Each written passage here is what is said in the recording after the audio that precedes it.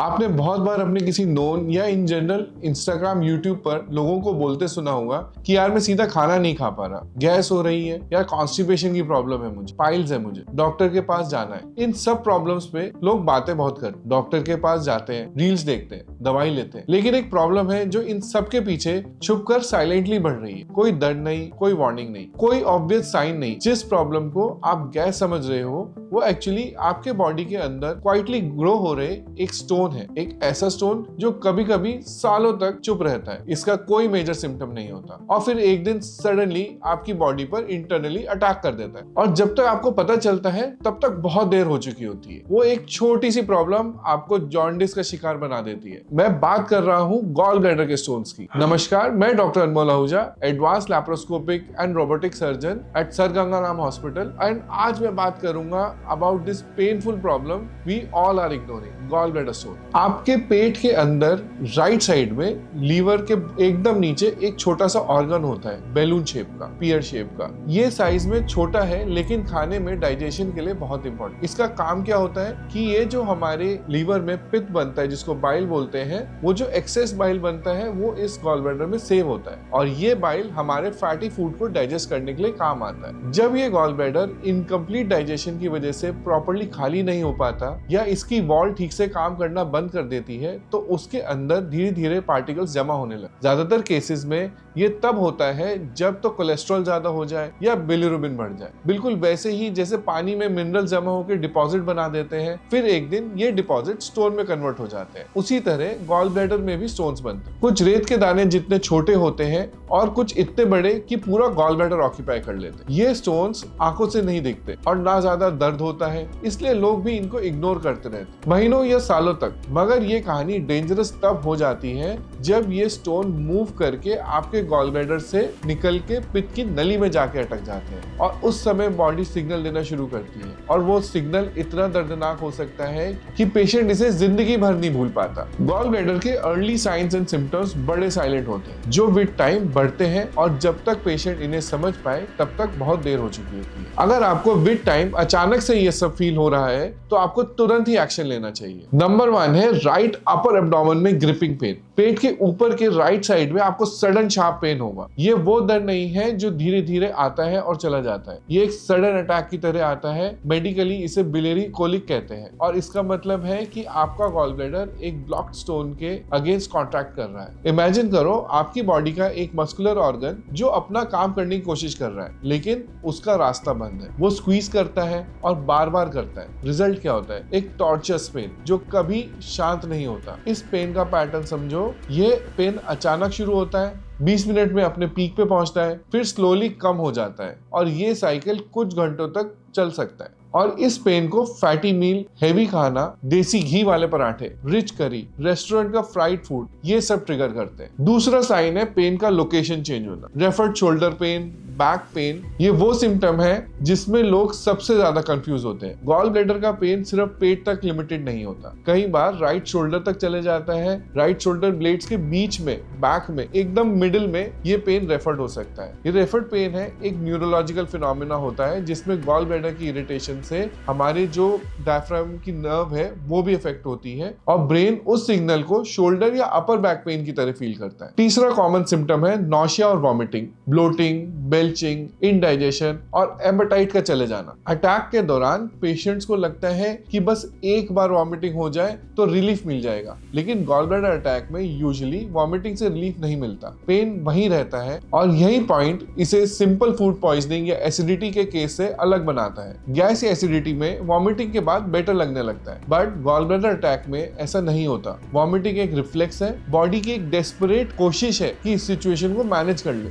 लेकिन problem bile duct में जा चुकी है या स्टमक खाली करने से कुछ नहीं होगा। जब गॉल ब्लैडर प्रॉपर्ली फंक्शन नहीं करता तब बाइल रिलीज इरेगुलर हो जाता है। इसका सीधा इम्पैक्ट आपके फैटी फूड डाइजेशन पे पड़ता है जिसे आप लॉस ऑफ एपेटाइट फील करते हैं। और चौथा होता है जॉन्डिस। ये सबसे सीरियस वार्निंग साइन है और ये इमरजेंसी सिम्टम है। अब आपकी आंखें पीली हो जाएंगी, स्किन येलो हो जाएगा, यूरिन का रंग डार्क हो जाएगा और स्टूल पेल कलर का हो जाएगा जैसे क्ले की तरह। ये ऑब्स्ट्रक्टिव जॉन्डिस है। ये बताता है कि स्टोन जो है गॉल ब्लैडर से बाहर निकल के हमारी पित्त की नली में जाके फंस गया है और इस वजह से जॉन्डिस डेवलप हुआ है। ये एक डेंजरस केस बन जाता है और अब आपको मेडिकल अटेंशन की इमीडिएट जरूरत है। जब एक स्टोन कॉमन बाइल डक्ट में ब्लॉक कर देता है तब बाइल का फ्लो रुक जाता है। बाइल कंपोनेंट स्पेशली जो बिलिरुबिन है वो ब्लड स्ट्रीम में लीक होने लगते हैं और वो स्किन और आंखों में जाके डिपॉजिट हो जाते हैं। इसलिए हमारी आंखों का और स्किन का रंग पीला पड़ने लगता है और यूरिन डार्क होने लगता है क्योंकि अब बिलिरुबिन जो है किडनी से फिल्टर हो रहा है। और पेल स्टूल, क्योंकि बाइल इंटेस्टाइन तक पहुंच ही नहीं रहा है इसलिए स्टूल का नॉर्मल ब्राउन कलर गायब हो जाता है। और अगर इसके साथ आपको फीवर या चिल्स जैसा हो रहा है तो ये सिचुएशन और भी सीरियस हो जाती है। इसका मतलब है कि पित्त में इन्फेक्शन बढ़ता जा रहा है जिसको हम कोलेंजाइटिस बोलते हैं। बाइल डक्ट में बैक्टीरिया पैदा हो चुके हैं। ये एक लाइफ थ्रेटनिंग इमरजेंसी है। इन शॉर्ट, पहले दर्द आता है, फिर डाइजेशन बिगड़ती है, फिर जॉन्डिस आता है और फिर इन्फेक्शन। इसके अलावा एक प्रॉब्लम क्या होती है कि जब ये स्टोन नीचे जाके अटकता है तो जो पित्त की नली है और पैनक्रियास की नली है ये कॉमन मुंह बना के हमारी इंटेस्टाइन में खुलती है। ये स्टोन कई बार पैनक्रियास की नली में भी सूजन कॉज कर देता है। पैनक्रियास हमारे पेट के बिल्कुल बीच में पड़ा हुआ एक ऑर्गन है जो पीठ की तरफ होता है। ये प्रोटीन को डाइजेस्ट करता है। जब पैनक्रियास का इन्फेक्शन होता है तो वो प्रोटीन जो है बॉडी में रिलीज होने लगता है। और आप मेरी बात मानिए, सबसे डेंजरस बीमारी है पैनक्रेटाइटिस, जिसका कोई सिर पैर नहीं। मरीज एक दिन में ठीक भी हो सकता है या 6-6 महीने आईसीयू में भी लैंड अप कर सकता है। हम ऐसे पेशेंट्स बहुत बार देखते हैं जो पहली बार स्टोन को लेके आते हैं और उनको पैनक्रेटाइटिस हुआ होता है। मल्टीपल सर्जरीज के बाद भी उनका ठीक होना मुश्किल होता है। तो ये ध्यान रखिए कि हमें इस स्टेज तक नहीं पहुंचना है। हर साल 3% चांस होते हैं कि आपको इनमें से कोई कॉम्प्लिकेशन डेवलप होगा गॉल ब्लैडर स्टोन की वजह से। Gall bladder stone disease India में कोई रेयर मेडिकल कंडीशन नहीं है, बल्कि अभी इस वक्त जब आप ये वीडियो देख रहे हैं तो इंडिया में एक्टिव 5.5 से 8 करोड़ लोग गॉल ब्लैडर स्टोन से सफर कर रहे हैं। जरा सोचिए, ये इंडिया की टोटल पॉपुलेशन का 4 से 6%। गॉल स्टोन डिजीज को इंडिया में वो अटेंशन नहीं मिलती जितनी मिलनी चाहिए। हम डायबिटीज पे बात करते हैं, हाइपरटेंशन पे बात करते हैं, हार्ट डिजीज पर बात करते हैं और यही इग्नोरेंस इस प्रॉब्लम को और बड़ा बनाती जा रही है। हमारे एक्सपीरियंस में एक क्लासिक रिस्क प्रोफाइल है गॉल स्टोन डिजीज के लिए, जिसे हम डॉक्टर्स बोलते हैं 5 Fs: female, fertile, 40, fat and family history. Specifically reproductive age group और मिडिल एज ग्रुप कह रहा हूँ। फीमेल, इंडिया में रफली 3:1 रेशियो में मर्दों के मुकाबले विमेन पेशेंट्स में ज्यादा केसेस देखे जाते हैं। बिकॉज ऑफ ईस्ट्रोजन, जो एक फीमेल सेक्स हार्मोन है,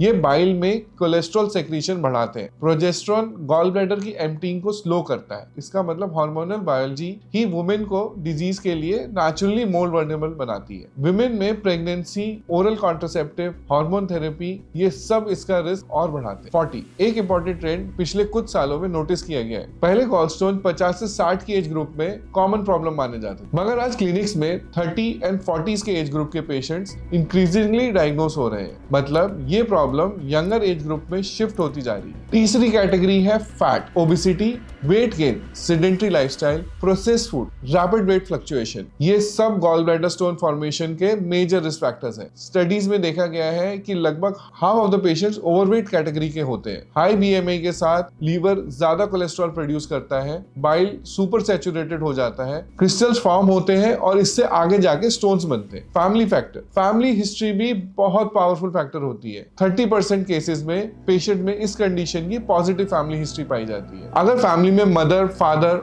या सिबलिंग्स में गॉल स्टोन्स है तो उनकी फैमिली ब्लड रिलेशन वालों में ऑटोमेटिकली रिस्क फैक्टर इंक्रीज हो जाता है। और ये सिर्फ जीन्स के थ्रू नहीं, इनमें shared diet, shared lifestyle, shared food pattern, ये सभी कंट्रीब्यूट करते हैं। और एक और लेयर होती है जो इस बीमारी को और कॉम्प्लेक्स बनाती है, gall stone patient with diabetes और हाइपरटेंशन। 20% से ज्यादा पेशेंट्स एक साथ गॉल स्टोन, एक साथ डायबिटीज या हाइपरटेंसिव पाए जाते हैं। ये एक dangerous combination. Diabetes nerve function को इफेक्ट करता है, जिसमें वो नर्व्स भी होती हैं जो गॉल ब्लैडर को मूव कराती है। डायबिटिक पेशेंट्स में गॉल ब्लैडर प्रॉपर्ली खाली नहीं होता, बाइल रुका रहता है, इस वजह से स्टोन्स बनते हैं। और फिर वही चेन रिएक्शन जो हमने पहले फील करी होती है वो रिपीट होता है। मतलब एक बीमारी दूसरे को ट्रिगर करती है और गॉल स्टोन साइलेंट रह के इन सब के बीच अपना काम करते रहे। तो अगर हम पूरी पिक्चर समझे तो गॉल ब्लैडर स्टोन्स रैंडमली नहीं बनते। ये genetics, hormones, diabetes, body weight और लाइफस्टाइल हैबिट्स, इन सभी का कॉम्बिनेशन है। और इसी वजह से आज इंडिया में करोड़ों लोगों को ये बीमारी होने का खतरा है। अब सबसे इंपॉर्टेंट सवाल है, क्या गॉल ब्लैडर स्टोन्स को कंप्लीटली प्रिवेंट किया जा सकता है? वेल, हर केस में नहीं किया जा सकता,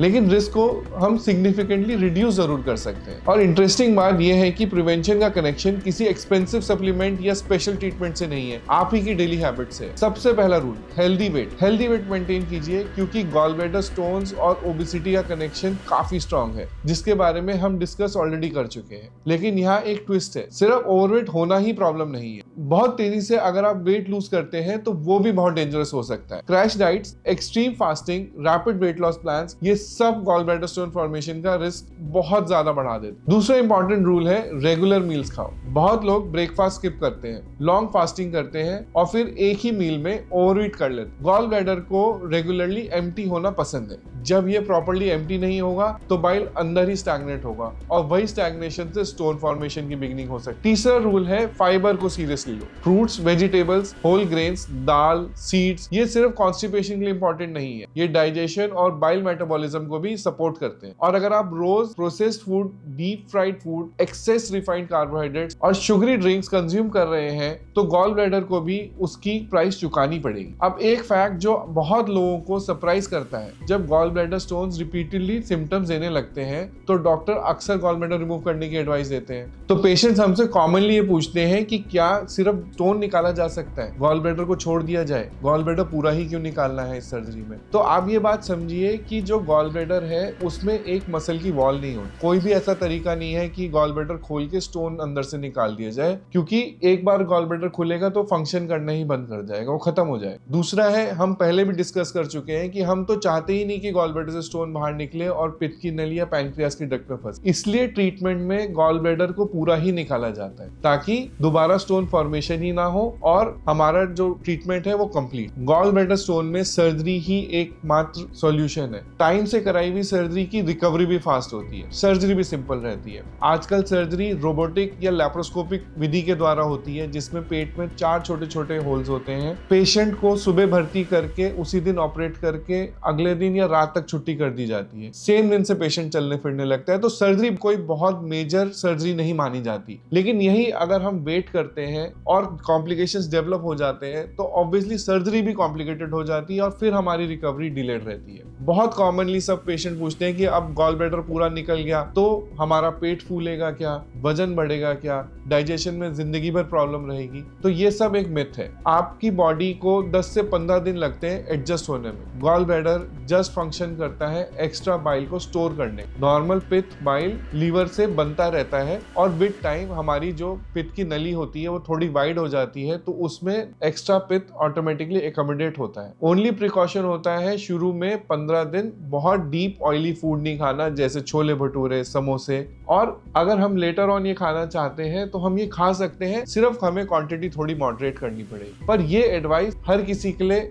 लागू होती है क्योंकि ये सब अनहेल्दी फूड्स है और हमें इसकी मॉडरेट क्वांटिटी ही खानी है। सो ऐसी बॉडी सिचुएशन को हमें लाइटली नहीं लेना है। अर्ली डायग्नोसिस सिंपल होता है, लेट डायग्नोसिस कॉम्प्लिकेटेड होता है। मैं हूं डॉक्टर अनमोल आहूजा और अगर आपको ऐसी ही प्रैक्टिकल, एविडेंस बेस्ड और easy to understand health information चाहिए तो प्लीज इस चैनल को सब्सक्राइब करिए। Thank you.